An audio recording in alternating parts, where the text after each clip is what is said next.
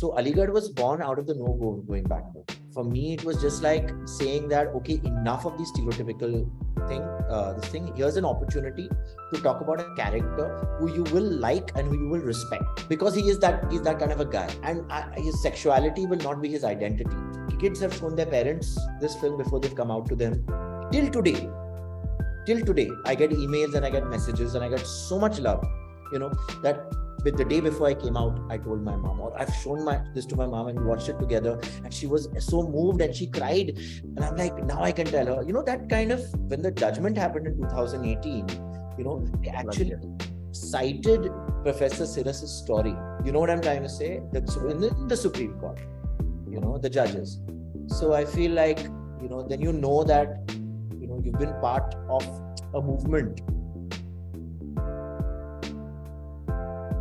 Since you're into, Hindi films and so prominently you've been working for so many years, I've been working into Marathi film industry, in which nowadays, South and all regional cinema is also growing. But whenever I go first, they consider me or a regional person as a complete newcomer, saying, "Bhale aapne 6 saal kaam kiya hai. See, I've done 3 films so far. Third TV serial I'm about to start, and in a little time, there's long way to go, but have become a household name.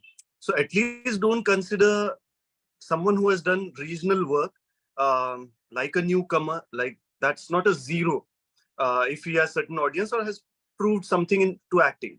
At the same time, when there is someone with mother tongue influence of Punjabi, that is okay, speaking Hindi, sounding like a Punjabi, or from UP nowadays, or many years it has been like that.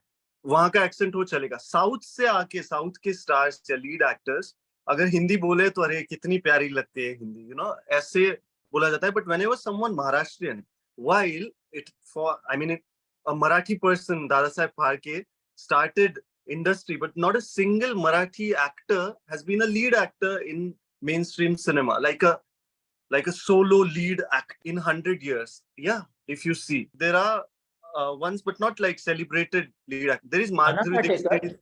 Nana Patekar. Yeah, but like I'm saying, like, of course he's there, but like mainstream hero, or so to say. So nowadays that the content is actual hero, and things are changing, and you have always been so ahead of your time in terms of your concepts, topics, editing, and everything. Right from your initial days of interviews I've seen. So yeah, what is your take on that? Do you think it will change? Hopefully. Someone asked, isn't Madhuri Dixit Marathi? I'm saying girls have been there. Madhuri Dixit, Urmila Matondkar, Sonali Bendre, and so many, but not a single guy who's like, of course there's Shreyas Tarpade, there is Ritesh Deshmukh and all, but still not mainstream celebrated ones the way they celebrate South Indians. I think we're waiting for you, Ajinkya. I really don't want to sound immodest, but while I was in my small town, thinking or dreaming of coming to Mumbai, my parents and relatives would ask this question, ki kaun lega tumhe? Kaun hai Marathi jo, aisa lead actor? I would wonder, actually. So what's your take on that? I'm not sure that I really do have an understanding of this, to be very honest. I do think that the few names that we've mentioned, I feel like, they have definitely made a mark, Yeah. And also some of them have attained legendary status. But I will agree that, the film industry is kind of, it's a difficult one to penetrate into. It is a little insular for that reason. And maybe I'm talking about the film industry as it's been for many years, and not necessarily the evolved film industry that we're beginning to discover today. You see, with OTT, digital cinema, and all these things, right? The whole grammar is changing. The politics of it is changing. There's lots happening. Today, I think like talent and content has a place if you want to, but the issue is probably if you want to break into a particular kind of cinema. Say, for example, the mainstream Karan Johar, Aditya Chopra kind of a thing, right? Now, that's very specifically family-run businesses that usually work with Chacha Ka Ladka and Chachi Ki Bhatiji. So that's their game. I used to stand up against it and all in the past, and I've just realized that it doesn't necessarily mean any success for any of them either. Everyone has their own, they're all taking a chance. Some work, some don't work. The playing ground has become more even today. Today's cinema the biggest hits, bigger than Pathan, is Kerala Story on return on investment. You know what I'm trying to say? So there are films that, if they're content driven, they might not have faces that are known, but they're made honestly for whatever they are trying to kind of say. And these films can go out there and become big hits. OTT is not relying mainly on old faces or known faces only. They're also playing, there are a lot of new people coming in. I feel like, if our own mindset, we feel the door is closed. Even if we are standing in front of a door that the door is not locked, I won't open the door thinking it's closed. More than anything else, today cinema is cinema. Some Marathi films there will not, Hindi films will not hold a candle to them. Like, for example, films like Court, which I absolutely love. Deol, Fandry, so many films. Why, in any way, those films be lesser than a Karan Johar film where you have the same choreographed kind of songs and you have the same faces and actors who are telling those stories, entertaining people, their audience.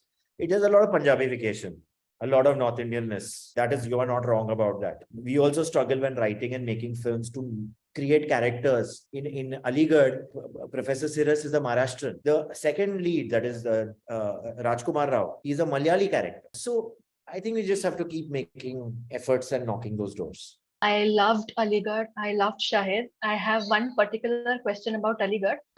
We see in the movie that Professor Siras does not believe in labels, being called gay, being called lovers. He shuns all these labels. But there is this one scene where they're having lunch together, and he mentions that he's a Brahmin. He wouldn't touch food that is being touched by someone who has been eating non-veg. I was quite intrigued by it when I saw it for the first time, maybe 5 or 6 years ago. I didn't realize why it was there, but in this viewing, I felt like Professor Siras mentioning this was some sort of an indication that he wanted to belong at least somewhere. He was being ostracized everywhere at Aligarh because of his sexual orientation, because of him being a Marathi professor or whatever it was. But was this particular scene or this particular line just to show that he wanted to feel that he belonged somewhere because his family also had shunned him? I wanted to know your take on this scene. Why was it important? I mean, you're partly right. His family had shunned him, and he was the subtext and stuff that didn't make it to the film was he's talked about his nephews and nieces, and he says, they don't judge you, so he has that kind of affection and is so lonely and he wants to belong. But when he says that he doesn't want to wear labels, these are often labels that society thrusts upon you, that he's referring. आप gay हैं, आप straight है, आप left leaning है, आप right leaning है, आप ये है, वो है. Not necessarily something that he just thinks that he's born into, and traditionally that's his background. And by no means is Professor Siras sorted man. He has his contradictions. He's a human being.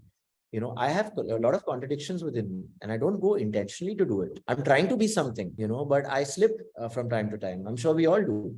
So Siras has never been written as a hero, number one. Heroes are ones that have no contradictions in them. The reason for me to put it in at that point in time was that people believe that if you are religious, if you are pious, if you have faith, and I absolutely, I think everyone is entitled to their faith. I might personally be an atheist or be a spiritual person who doesn't believe in one God or whatever, but I have faith. And whether my faith is ultimately what the truth is or not, I will only know, or maybe never know.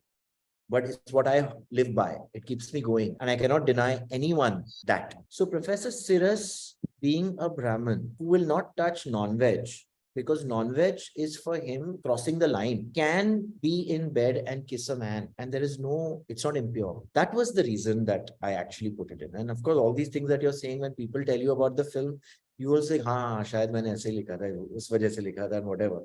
But a lot of it comes through interpretation, which is what art is, right? It wasn't really in any way to make a comment on caste. It wasn't, though it was a truth, and one didn't want to shy away from that. We could have masked that about him and made him far more neutral to be politically more thing. But it didn't matter. His heart was shining through as a compassionate man, no matter what label you put on him, or First of all, I love the film. So my question is that it is in the film Aligarh is inspired by true events. So on what level is the fictionalization done? How much reality you show? How much fiction you show? And obviously, I've heard that through interviews, there are a lot of actors say that they improvise on set. So does that improvisation affect the authenticity of the story or the fictionalized part? And when it becomes a collaborative process, how do you keep that core thought alive of the film? see, when you set out to tell a true story, you have very limited knowledge of the inner workings of the character that you're talking about, the mind, the internal dialogue, the experiences of the person domestically within his own safe private space. You're going by what has been recorded outside as the action. उसने ये किया, उसने ये किया, we fought that case and whatever. So we were very true to his case, what happened to him in college, who were the kind of people involved behind it, what did they do after that? They fired him, and then they asked him to leave medical colony, his quarters. We knew that he couldn't find a place to stay. It was hard. He was a man who was 65 years old, and he's going from one place to the other. They're throwing him out the next day.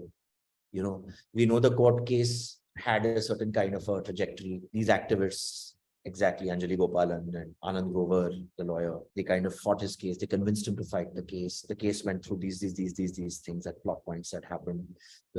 So we had from the lawyers collective taken their research on their minutes, or almost, on this entire legal proceedings, and we stayed true to these brass tacks. We didn't mess with this. That was the honesty towards the thing. Now, what was Professor Sirus like to hang out with? What was his sense of humor like? How did he blush when he is being romantic or sexual or whatever with a person? What was his take on it? Was he predatory? Was he cute and funny?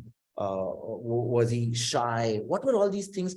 Now, this is where, we come in as artists and we mine from our own lives, things that we feel we want to tell, we want to talk about. A lot of this, we knew that he liked Lata Mangeshkar, okay, but we didn't know that he sat with a glass of whiskey and listened to Lata Mangeshkar in the room. That was our imagination to establish that he liked Lata Mangeshkar. So little things like this, conversations between Deepu and Sirus, those conversations are conversations that, we felt are important conversations to have. Like, what is the identity that we are talking about? Where does it exist? Is it one template identity that everybody fits into? Suppose I am gay and you are gay. Are we the same gay person? Or do we have different expressions or different, worldviews? You know what I'm trying to say? So how can we both be actually defined by the same label? We live in a world right now where you are a secular or you are Sanghi. These are labels. Now, it would be very, I would feel, limiting for us to actually think that everybody who is called a Sanghi or everybody's called a secular is all cut from the same cloth. No, they are very nuanced, we're very different. Truth is not black and white. Truth is gray, and truth is also very, very personal. There are various versions of truth, you see. So I feel like with Sirus and with Deepu, we actually were able to bring a lot of these conversations that we want. Deepu was, for example, okay, Deepu Sebastian, we know he was a great resource to us during the research of the film. But he has this experience where he's living on rent as a paying guest. Even in that space, I wanted to observe how it's not just Professor Sirus who doesn't have a right to privacy. Even a young so-called heterosexual man working as a journalist in a metropolis like Delhi also doesn't have the right to privacy in his house, in his room. The landlady and the motor car switches in that room. They will keep coming in and out like that. One point, she's taking tuition in his room. अरे तुम घर पे नहीं रहते तो हमने यहाँ tuition करा लिया. It's insane. So that didn't really happen with Deepu. In fact, that happened with another friend of mine whose wife, I don't know if she's still on this, Rita Junjuna, same person. Yeah, she's there, the journalist. It happened with her husband, Arun Janardhan, a very well-known sports journalist. And He used to stay in rent when he moved to Bombay, and he went through exactly what you saw in that film, right? So it's still truth. It's somebody's truth. It's a truth we want to talk about. But is it necessarily Deepu Sebastian's experience there? No. Deepu Sebastian's experience with Professor Siras. Now, Deepu Sebastian never met Professor Siras in real life. There are 3 meetings in this film, 2 of which he meets him. Third one is a phone call in the film which you have seen, and where he dies after that. In real life, Deepu had 3 conversations with Professor Siras, did 3 stories. The last one being his death. The last call was, okay, Deepu, now I've won the case. Abhi to aa jao, mil lo mujhe. You know, I said, I'm coming, Professor Saab, I'm coming, I'm going to be there. Monday, I'm going to be there. He wanted to surprise me, he wanted to be there. You know, he died. So that was a very compelling thing, and that's what I in one of my early story drafts was.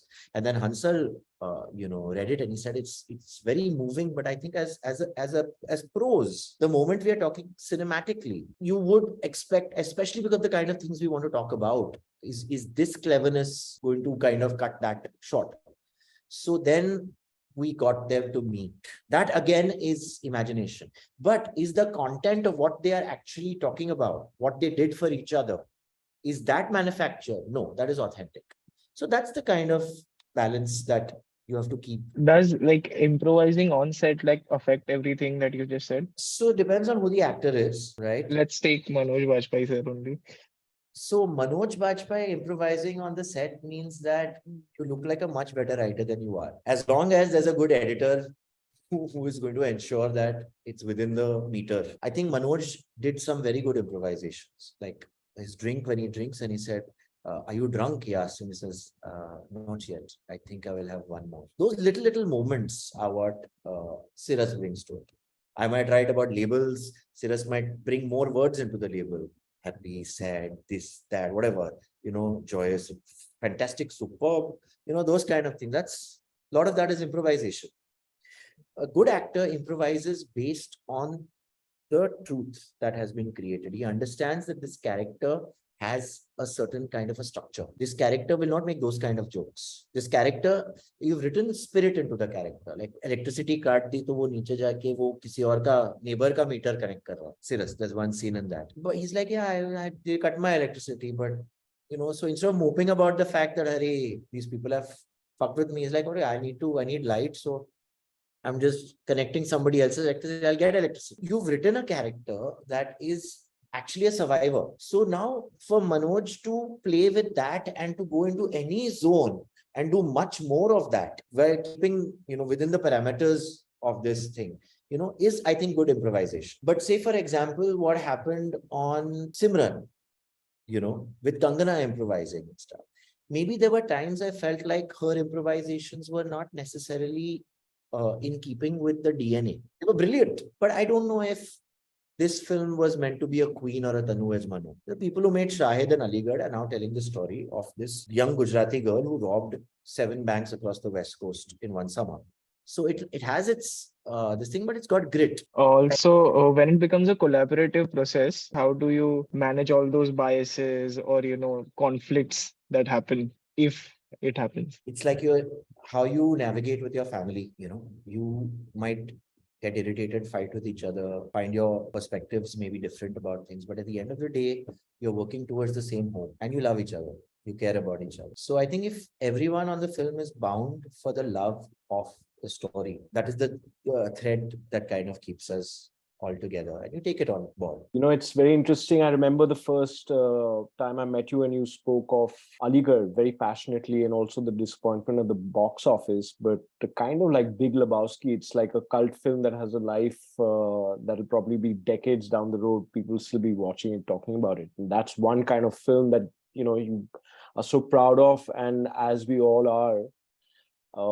It gives you so much steam, to kind of reflect on, and as everyone has been reflecting on. And then there's the other kind of world that we live in now, which is very polarized, which Kerala story can be made. But I just had a meeting today where I was told, like, listen, you can't go into like a religious situation, and like, don't go into Muslims, like, being looked down upon, even though it's everywhere in our media and news.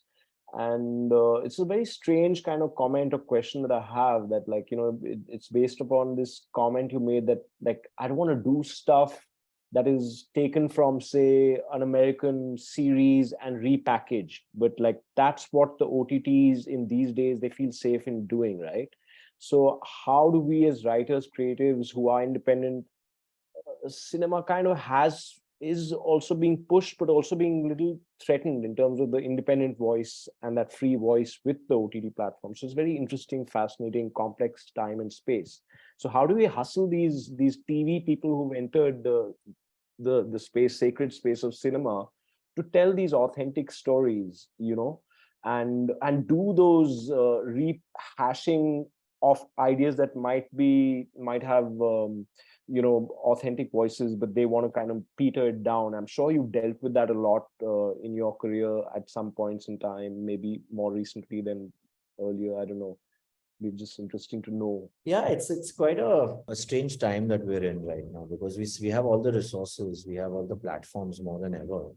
We have a lot of talent, but at the same time, you can gin chun ke find a very little content that you can truly call original. We'll hype something up for 5 days and give it all the best reviews and all of that, and we're forgotten by day 6. Very few people who are taking a chance. But I also think that we need to take certain risks, and we think we're taking risks. A lot of us do. Like, a lot of my content is stuff that I've written which has never got made, which I've examined and I've said that what is it that I am seeing here that is actually, and I'm talking about the through line, the director's idea, like what is it here, that it is saying, and how reflective of the times is it? So my contention is that people from our background who are pitching to similar kind of people, where say there's a Netflix and there's an Amazon that are the meccas of big content, and the kind of stories that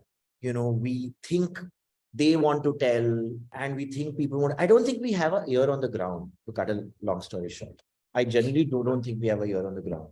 We have our ear tuned into what is the popular public discourse. And I feel this is why we are, we're just rehashing that. We're saying the same things that we want to hear, the safe zones, and patting our backs on that. See, for example, there was that show called, did very well, Patal Lok. I genuinely thought Patal Lok was brave, because Patal Lok humanized a monster. It humanized evil people who are brutal and antisocial. Our society, the one we live in today, is like, cancel. This person is evil, pure evil.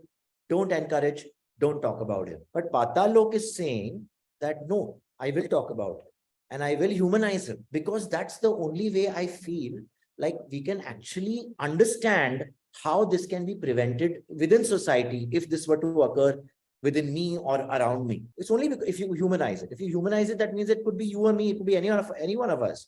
But if you made him this big villain that is inhuman, then the problem to humme hai hi nahi, right? So giving that kind of an example, I feel like the reason why today there's a certain kind of cinema that is working, certain kind of stories that are working. Actually, the cinema is not working for me, much of it. I feel cinema needs to be balanced, but I don't see that balance with it. But what I am commenting upon is, if you put your ear on the ground, there are a certain kind of story that people want to listen to. We all grew up questioning why Lal Bahadur Shastri died so quickly and why he could not, like, what was the politics behind that? Our grandparents told us all sorts of stories. नहीं, इन लोगों ने किया, वो लोगों ने किया, इस politician ने किया, उसने किया. He would have become, they killed him off in Tashkent, they did all of that, right?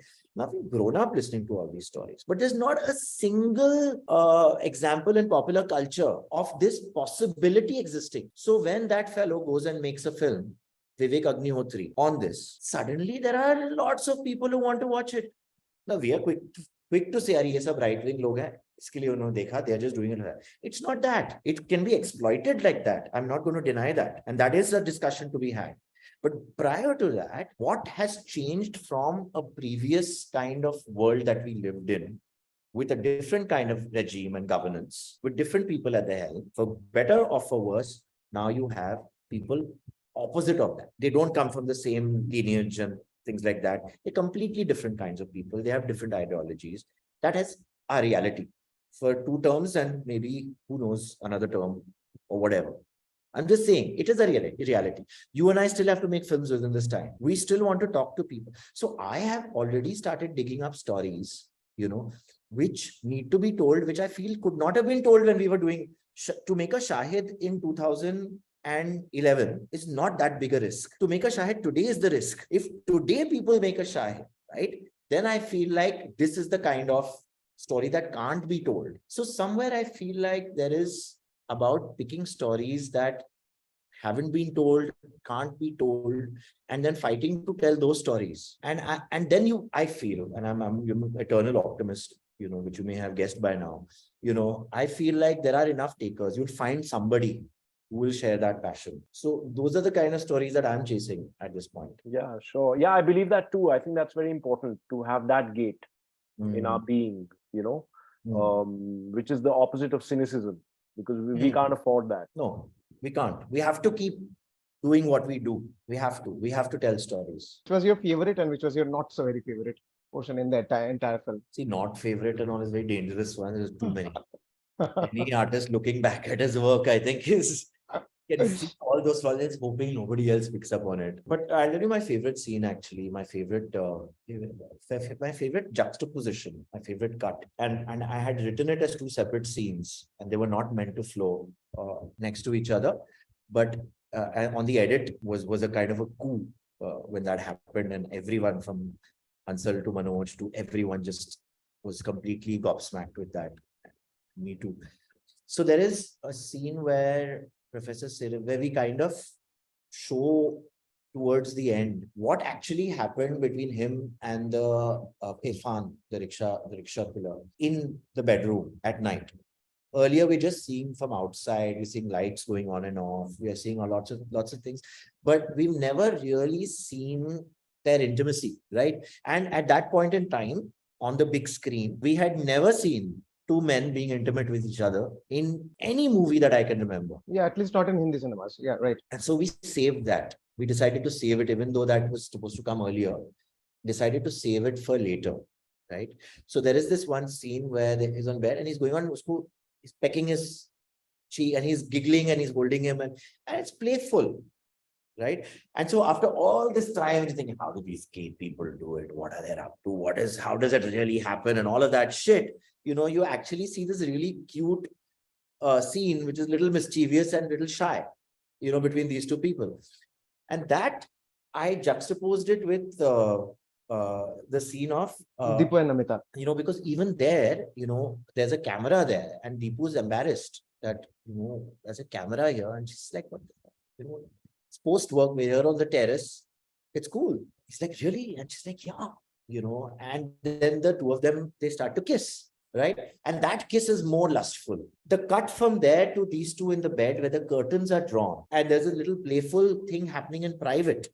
Well, there's something here that's actually flaunting the law or rules that's unethical, where 2 people who are working with each other in their workplace, in a place that has a camera, are, making out, and just that juxtaposition, that this second scene, that just came like that, when most of us straight people are beginning to enjoy the whole kissing between both of them. Suddenly it's 2 men kissing and they're like, did I just enjoy that? What?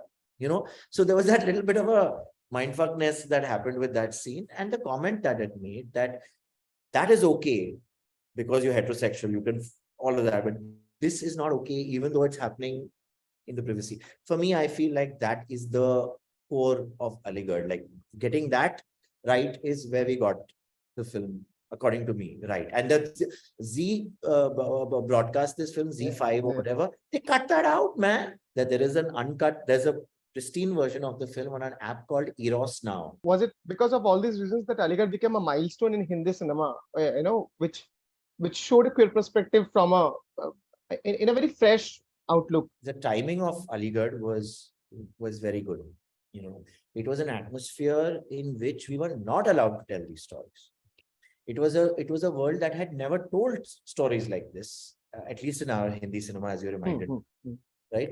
So it was very important for, so just in telling that story itself, it became part of a movement. Also, the timing of it being post the 2013 judgment. So 2013 judgment was a big blow to human rights. After giving you 4-5 years of this false hope and bringing you out onto the street saying that it was legalized, it was decriminalized, then you overturn that and then you say that, well, this lot is a very minuscule minority and they don't have really any, which is also undemocratic. So there was a lot of anger, right? And what we understood from that, I remember having a chat with Menika Guruswamy at that point in time. She said, when we go back into, when we petition and we go to the Supreme Court with this, we want to tell human stories to the judges, because right now they're thinking we are some underground X-Men kind of band or whatever, that is, unrelatable. They don't, there's nothing to do with us. Aapki society, hamari society alag hai. So we want to tell stories about marriages, gay couples, families, all of those things, so that they can understand that the world is not so different. So there was a movement that began, and it was the no going back movement. So Aligarh was born out of the no going back movement. For me, it was just like saying that, okay, enough of the stereotypical thing. Here's an opportunity to talk about a character who you will like and who you will respect, because he's that kind of a guy, and his sexuality will not be his identity. And so we will make this film at any cost, because we have to see this film. People have to see this film. And honestly enough, kids have shown their parents this film before they've come out to them. Till today, I get emails and I get messages and I get so much love, that with the day before I came out, I told my mom, or I've shown this to my mom and we watched it together, and she was so moved and she cried. And I'm like, now I can tell her, that kind of content, this is what we wanted to create. And I think the timing of it, and then it was not just us, there was Kapoor and Sons came after us. Before us came Margarita with a Straw, which was a very, very nice film, I feel, a very nice portrayal. Then there was a film, Arvind Swamy film called Dear Dad, where's a father going with a son on a long road trip where he comes out of the closet to him.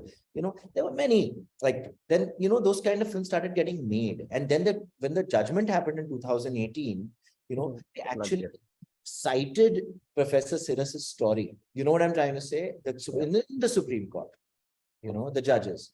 So I feel like, then that, you've been part of a movement. Because I'm a film critic, I'll ask it from that lens, right? When you're creating something, there's actually two levels of criticism that you face. There's the popular criticism, which is just the audiences, and then there's the critic, right? And sort of the review that comes out on a Friday, Saturday, or whatever it be. As creators, we give ourselves a lot of importance, but do you think there is still value to film criticism in terms of the formal film critic? So in an age of social media and Twitter and actually OTT, where you don't even really get to calculate or get the sense of numbers and its true essence. I think critics are very important collaborators in the filmmaking process or journey, or a growth of a filmmaker it's influenced by criticism. I don't think there will ever be a time when we will not need good criticism. But having said that, I don't know if most critics actually are being objective critics. The criticism is objective. That is my problem with it, because I feel being a critic also, it's like, say, for example, if you are going to review the food at my new restaurant and you come in and you say, hey, I'm a critic and I write for this magazine and I want to try your food. And I'm like, hey, come on, have a cocktail, have this. It's all on me. Have that, have this. In fact, this specially made for you, this, that, whatever. And I wine, dine, schmooze you. Don't take money from you. And you are going to go back and write a review. I don't think that's objective. That can ever be objective, because there's enough evidence out there that it's already skewed in the favor of the person who is treating you, right? I think the best food critics are the ones that don't inform the restaurants that they're critics. and don't eat free food. A lot of criticism and a lot of critics have become infused into the whole filmmaking industry and the camps. And somehow the objectivity is lost, because I know so many critics who are start off as film critics and are actually pitching film scripts. Their script is in my inbox. I have not been able to read it because I didn't find it engaging, or I began to and then it didn't connect with me. And I said to them, I said, listen, it's I haven't been able to read it. I'm sorry. I've not been able to read it. I'm trying. Basically telling them it's not got my attention. Tomorrow, they're reviewing my film. They are cut up about the fact that, the script is not being read. They are disappointed in the fact that their script is not being appreciated. Now they're going to review it by telling you what you should have done. That's not criticism. It should have been like this. If we had done something like this, that's not criticism. Criticism is, this is the world. These are the characters. This is what you're talking about. This is your politics. This is all of these things. As a film, how does it communicate? How does it hold? Put a footnote about what your politics are. Do all of that, but be objective. That objectivity I don't see too often. And there are few who I respect, like yourself. There are many who are just passing time till they get a job to write another film. So that kind of criticism can be very destructive and can pull down. And critics, last point I'll make here is critics, when they write about a film, sometimes small films like the ones that I've been part of, they will only be seen because of word of mouth. We don't have prints and publicity budget for those films. We can't market the hell out of those.